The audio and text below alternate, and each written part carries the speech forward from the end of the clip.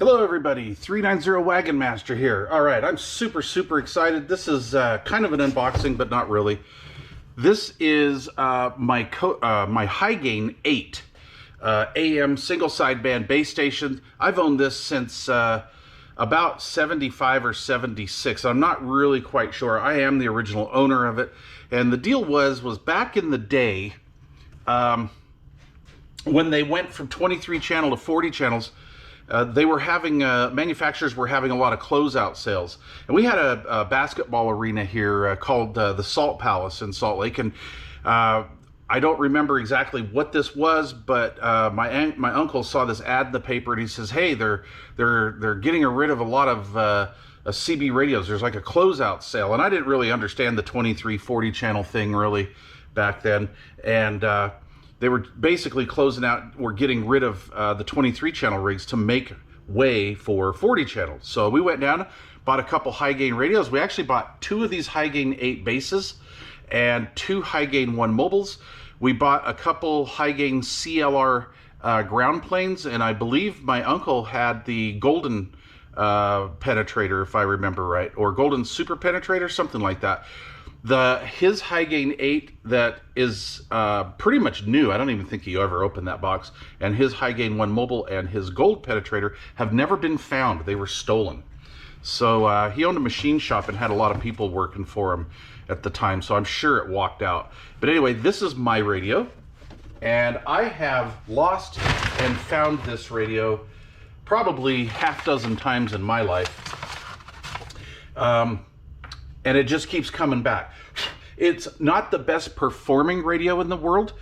To me, it was the best radio in the world at one time because, you know, 75, 76, I'm like 12, you know, 12, 13-ish, somewhere in there. And, you know, this was a big deal to me because it was sideband. So this was probably my first real sideband radio. I think I had a Lafayette Telsat Mobile or something like that for a minute, and I think we had like a Tram XL5, I believe, but they were terrible radios. This radio did run better. So basically it's 23 channels, flat face I call it. The radio, the top here is in pretty good condition. The glass is in pretty good shape. I've got some dirt in here. I've never detailed it or really worked with it. This is the first radio I ever modified. So I modified this back then, and being 23 channel, I wanted to go up where all the cool people or the adults were going. I wanted to go out of band. And back then, out of band, you know, was like channel 28 to like, I don't know, you know, 30 or 40 or something like that. But this has, if I remember correctly, this has a crystal in it that'll take me all the way up to 27 5/0 and a 5. So I'd have like, what is it, 505, 485, 475, 465. I put it in the crystal slot for channel 1 because this is crystal controlled. And so it's going to be interesting when I tear this apart to see what kind of work that I did back then. I'm sure it's not going to be pretty.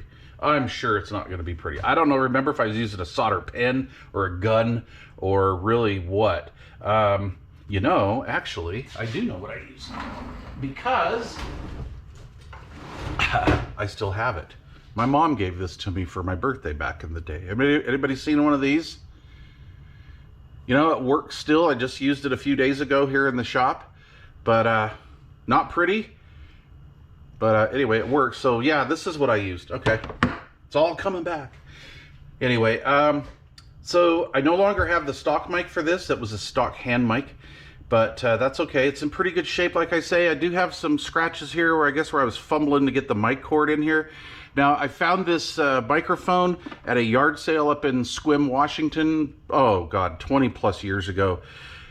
What's kind of funny, I think, is this is a Uniden microphone, I believe. I believe these are made by Uniden. It's, you know, badged under a few different names: Cobra, Hy-Gain, Radio Shack, Realistic, right? And that makes sense because Radio Shack was making stuff.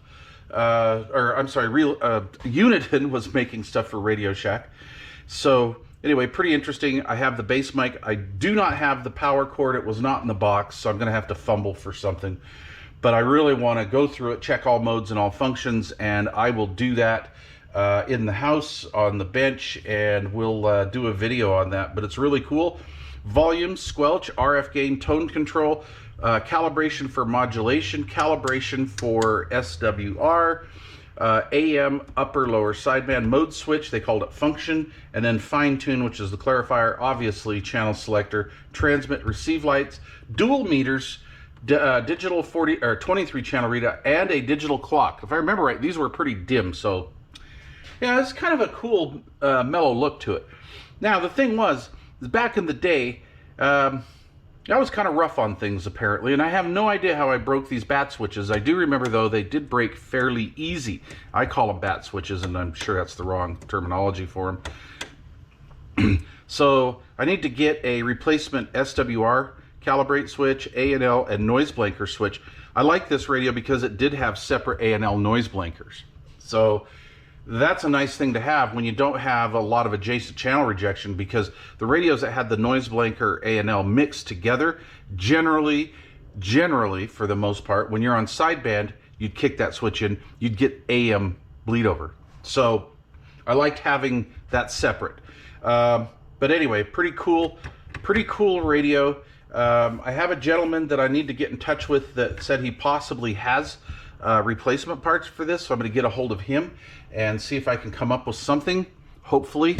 I may have to look for something, but now that I have found it again, I want to make it run. And I don't know, the top firing speaker, by the way.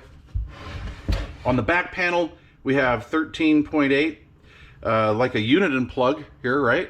And then our AC fuse, knowing me, I probably have a 30 amp fuse in there.